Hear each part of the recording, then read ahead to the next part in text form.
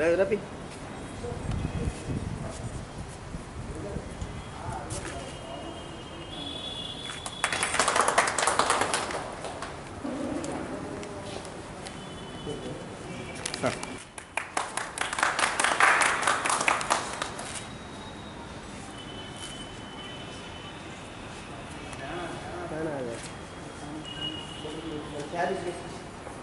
Sari ya? Sari.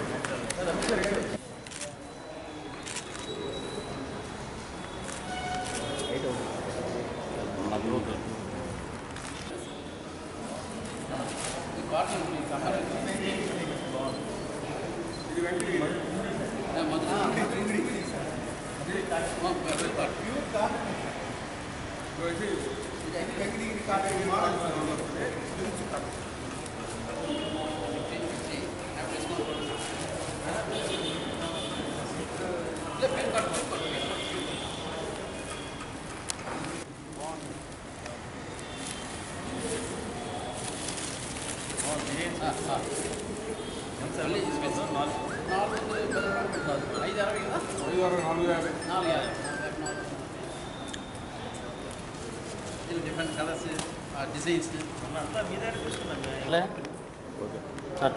Tamil Nadu handloom సంస్థ కోఆప్టెక్స్ ఆధ్వర్యంలో ఈరోజు వేసవి దృష్టిలో పెట్టుకొని ప్రజలకు విశాఖనగర ప్రజల కోసం ఒక సమ్మర్ కూల్ సమ్మర్ పేరుతో ఒక ఎగ్జిబిషన్ని ఏర్పాటు చేయడం చాలా ఆనందదాయకం. ఎందుకంటే సమ్మర్ బాగా ఇప్పుడు వాతావరణం చూస్తున్నాం, చాలా ఎక్కువగా చాలా హాట్గా ఉంటుంది. ఈ పరిస్థితుల్లో మనం రెగ్యులర్ డ్రెస్సెస్ కంటే ఈ మనకి cotton dresses and handlooms dresses అయితే మనకి చాలా హ్యాపీగా ఉంటుంది. సమ్మర్ తాలూకు ఎఫెక్ట్ అనేది మనకి చాలా తక్కువగా ఉంటుంది.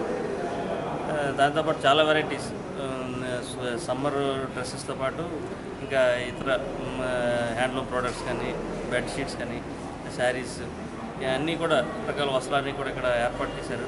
దాంతోపాటు డిస్కౌంట్ కూడా 20% ఆఫర్ చేస్తున్నారు. కాబట్టి ఈ కోఆప్టెక్స్ సంస్థ గురించి అందరికి చాలా వరకు అందరూ తెలుసు. ఎందుకంటే మంచి డిజైన్స్లో కానీ క్వాలిటీ విషయంలో కానీ అన్నీ కూడా చాలా మంచి, ఎక్కడ రాజీ లేకుండా చాలా బాగా చేస్తుంది ఈ సంస్థ.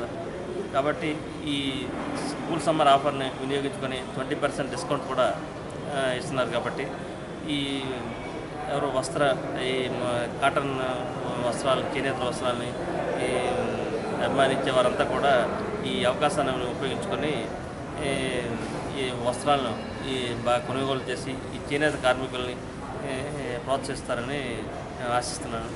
అలాగే మెయిన్ చేనేత అనేది మన భారతీయ సంస్కృతి సాంప్రదాయాలకు ప్రతీక లాంటిది చేనేత వస్త్రం అనేది. కాబట్టి మన ట్రెడిషనల్గా మనం వస్త్రాలు ధరించాలంటే ఇంతకు మించిన వస్త్రాలు మనకు ఉండవు.